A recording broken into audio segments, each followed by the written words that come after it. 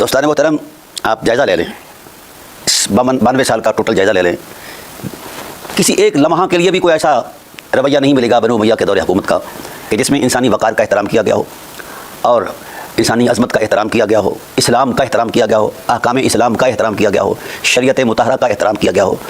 جتنی بھی حرمت مآب صورتیں دین حقہ نے، دین الہی نے بیان فرمائی تھیں، ہر ایک دینی حرمت کے مد مقابل انہوں نے اپنا وضعی نظام پیش کیا ہے اور وضعی نظام کو ہی دین سمجھا ہے بعد والے لوگوں نے۔ اس پر ان پر اتنا گلہ نہیں ہے، اس واسطے کہ وہ ایک قبائلی ٹکراؤ کی صورت میں وہ منظر عام پر آ گیا اور پیچھے یہود کی سازش تھی، کیونکہ بنو امیہ کے جو ابتدائی بنیادی لوگ تھے عبد الشمس سے لے کر آگے تک، وہ پہلے ہی یہود کے آغوش کے اندر ہیں، تو ظاہر ہے اپنی تباہی کا اثر جو ہے، وہ ماحول کا اثر جو ہے، یہ تو رہنا ہی ہے۔ اور آج بھی وہی مزاج ہے۔ کتنے کخت لوگ ہیں، آپ کو غزہ کی حالت پر نہیں نظر آتی صورتحال کہ کس قدر وہ اسلام کے مخالف ہیں؟ تو جو ان کے ماحول میں رہا ہو اس کے لیے اسلام کی کیا حیثیت ہے؟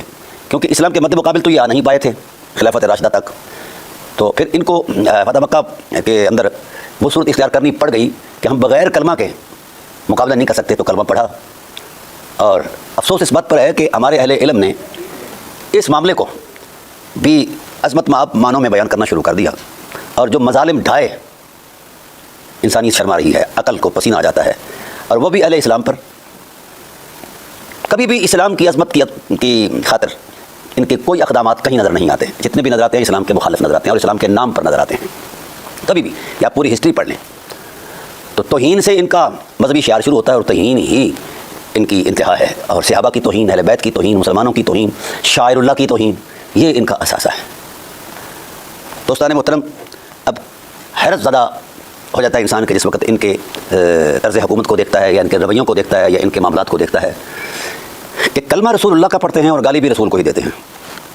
یہ ہے ان کا دین، اور ملا اعظم نے ان کے اس دین کو بھی عظمت مآب بنانے کے لیے ہزاروں جھوٹ بولے ہیں، منبر رسول پر جھوٹ بولے ہیں، کتابوں میں جھوٹ بولے ہیں، اور ان کی ظلم اور بربریت پر جتنے لوگ ذبح ہوئے ہیں، اصحاب رسول ذبح ہوئے ہیں، ان کی اولادیں ذبح ہوئی ہیں، ان کی بیٹیوں کے ساتھ زیادتی کی گئی ہیں، تو سب کچھ ملا اعظم نے اٹھا کر اس سارے مظالم کو، جرائم کو ثواب کا ٹائٹل دے دیا، اجتہاد کا برقع پہنا کر۔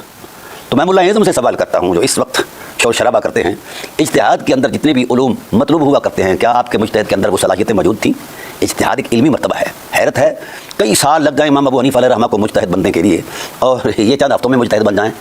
کوئی ایسی ریکارڈ پر بات منظر عام پر آئے نا، کوئی معجزہ ہی دکھا دیں، ایسا کچھ نہیں ہے۔ کیوں جھوٹ بولتے ہو؟ رسول اللہ کے ممبروں پر بیٹھ کر رسول اللہ صلی اللہ علیہ وآلہ وسلم کی اولاد کا تھوکا ہوا کھا کر پھر رسول اللہ صلی اللہ علیہ وسلم کی اولاد کے دشمنوں کے ساتھ ہمدردیاں جگاتے ہو، شرم نہیں آتی؟ خدا کا خوف نہیں آتا؟ اور فساد پھیلاتے ہو۔ اب آئیے، جس طرز حکومت کو زبان رسالت نے ملک عزوز کہا، اب اسی طرز حکومت کو ملا اعظم خلافت راشدہ کہہ رہا ہے۔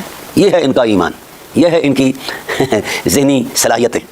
تو گویا بنو امیہ سے بڑھ کر دشمن اسلام آج کا ملا اعظم ہے، جو مظالم کو کلی کر کے رنگ چڑھا کے ثواب کے درجے میں بیان کر رہا ہے۔ یہ بنو امیہ کے لوگ اتنے ظالم نہیں جتنے یہ ملا ظالم ہیں۔ سید عالم صلی اللہ علیہ وآلہ وسلم نے ارشاد فرمایا، حضرت عائشہ صدیقہ سلام اللہ تعالی علیہا اس کی راویہ ہیں، فرماتی ہیں رسول اللہ صلی اللہ علیہ وسلم نے فرمایا، ستۃ لعنتم لعنہم اللہ وکل نبی مجابن، 6 لوگ ایسے ہیں جن پر اللہ تعالیٰ نے لعنت فرمائی ہے، اور رسول اللہ بھی لعنت فرماتے ہیں، اور ہر وہ نبی جس کی دعا کو رد نہیں کیا جاتا وہ بھی لعنت فرماتے ہیں۔ پہلا وہ شخص ہے جس نے کتاب الہی کے اندر زیادتی کی، یعنی کتاب الہی کے احکام میں تبدیلی کی۔ قرآن تو کہتا ہے وَأَنِحْكُمْ بَيْنَهُمْ بِمَا أَنزَلَ اللَّهُ، جو اللہ نے نازل فرمایا ہے اس کے بابت فیصلے کرو، اس کے بابت معاملہ چلاؤ۔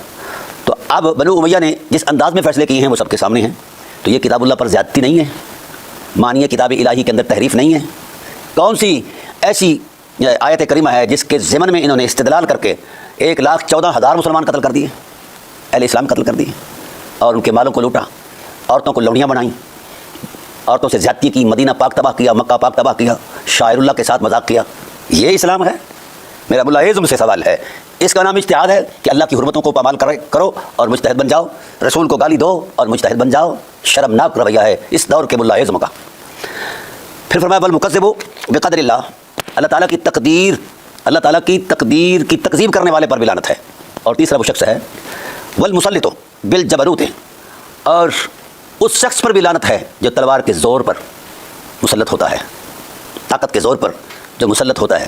اور کیوں ہوتا ہے اس کے اندر اس کی ذہنی جو تراش خراش ہے وہ یہ ہے لیعز بذلک من اذل اللہ، کہ وہ معاشرے کے ذلیل ترین لوگوں کو عزت دیتا ہے، جن کو اللہ نے ذلیل کہا ہے، کمینہ کہا ہے، ان کو اوپر کے منصبوں پر بٹھاتا ہے، جس طرح بنو امیہ نے بٹھایا، حتیٰ کہ یہاں تک ذلت میں یہ چلے گئے کہ یہود جن سے خیبر چھینا گیا تھا، جن سے ہم نے علاقے واگزار کروائے تھے، انہی کو ہی جناب والا مسلمانوں پر مسلط کر دیا۔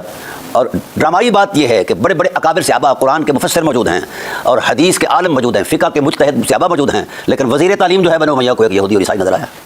گویا یہودی ہی ہمیں تعلیم دیں گے تو تعلیم قابل قبول ہے۔ اور ظالموں، خدا کے قہر سے ڈر جاؤ مولویوں، تمہیں شرم سے تم مر جانا چاہیے اگر ہو تو۔ یعنی قرآن کی تعلیم دینے والے، قرآن کا فہم رکھنے والے جو ہیں، یہ کسی بھی صورت میں قابل قبول نہیں، کسی وزارت کے منصب کے لیے، کسی اہم ذمہ داری کے لیے۔ اور مسلمانوں کو، صحابہ کی اولادوں کو، تابعین کو، اتباع تابعین کو تعلیم دینے کے لیے یہود، واہ! اور یہود کی جو نفسیات قرآن نے بیان فرمائی ہیں، یہ سارا زمانہ جانتا ہے، سارا زمانہ جانتا ہے۔ جتنا کمینہ فطرت کے لوگ یہ یہود ہیں، اتنا کائنات میں کوئی نہیں ہے۔ چونکہ ہمارے ملا جو ہیں یہ یہود کے ہی ریزہ خار اور فضلہ خار ہیں، لہذا ان کو یہ پالیسی آج بھی مقبول ہے۔ اگر مقبول نہ ہوتی تو اس پر گرفت کرتے، کوئی مواخذہ کرتے، کوئی رائے دیتے کہ یہ غلط ہے، ٹھیک ہے۔ یہ بھی اجتہاد ہی کے کھاتے میں ہے کہ مسلم امہ کو یہودی تعلیم دے۔ یہ ہے اموی دین جو آج ملا کے، اس کی آج ملا تائید کر رہا ہے۔ فرمایا جن کو اللہ نے عزت دی ہے ان کو ذلیل کرنے والا جو ہے وہ شخص بھی اللہ کی لعنت کا مستحق ہے۔ اصحاب رسول اللہ رضوان کو اللہ نے عزت دی، رضی اللہ عنہم ورضوا عنہ کا ٹائٹل دیا، تقدس دیا، شرافت دی، دین کی خدمات پر، ایثار پر، وفا پر، حضور کی محبت کی عظمت میں بڑے بڑے مقامات اللہ تعالیٰ نے قرآن پاک کے اندر اصحاب رسول اللہ رضوان کے بیان فرمائے ہیں۔ کئی سو آیات اصحاب رسول کی حرمت میں نازل ہوئی ہیں۔ اللہ تعالیٰ ان کی تکریم بیان کر رہا ہے اور بادشاہ سلامت ان کو ذلیل کر رہے ہیں، اور اموی لوگ ان کو داڑیوں سے پکڑ پکڑ کر زمین پر پٹک رہے ہیں۔ یہ ہے مولویوں تمہارے ننہال کا دین، شرم سے مر جاؤ یار، پر شرم نام کی شے تمہارے اندر کوئی نہیں ہے۔